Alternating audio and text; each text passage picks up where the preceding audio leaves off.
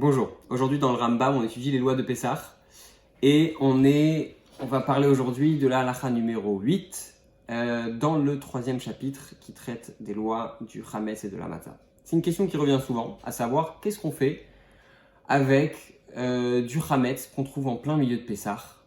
Qu'est-ce qu'on peut faire avec on ne peut pas le brûler, qu'est-ce qu'on fait avec? Alors, déjà, il faut savoir une chose, c'est qu'aujourd'hui, la majorité des gens vendent leur Hametz. Et donc, quand on en trouve au milieu de Pessah, étant donné que dans tous les contrats, je pense, il y a écrit et partout où il se trouve, donc il n'y a pas de problème.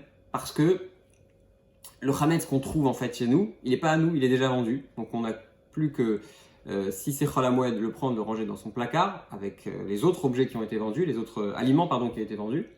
Si par contre c'est pendant Yom Tov, alors on le couvre, on fait un signe, etc. Comme ça personne ne fait l'erreur de le manger.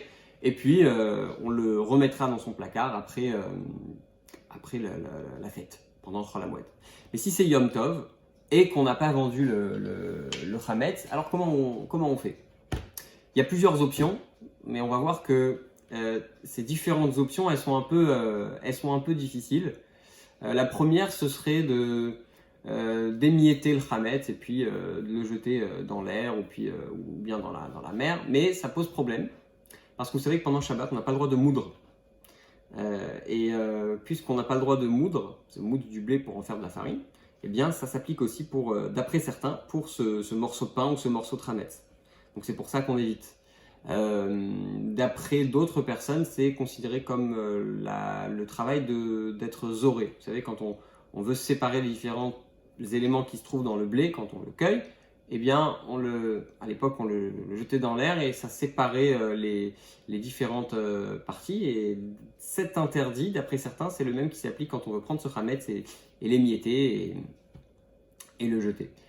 Donc concrètement, d'après tout le monde, ce qui est sûr, c'est que ce Hametz, il est mouktsé. D'accord? Ça veut dire il a été mis de côté. On ne comptait pas l'utiliser pendant Shabbat. De toute façon, on ne peut pas en profiter. D'accord? Donc, c'est Yom Tov ou Shabbat, ça revient au même, mais on ne peut pas en profiter puisque c'est quelque chose qui est interdit. Il y a un Issour Hana'a, ça veut dire que sur le Hametz pendant Pessah, il y a une interdiction d'en profiter. Donc, qu'est-ce qu'on fait concrètement? On ne le touche pas, on le met de côté, et puis on attend la fin de la fête pour pouvoir le brûler. Et une fois qu'on l'a brûlé, on fera bien sûr la bénédiction, on le brûlera, et à ce moment-là, on aura fait la mitzvah de se débarrasser du Hametz.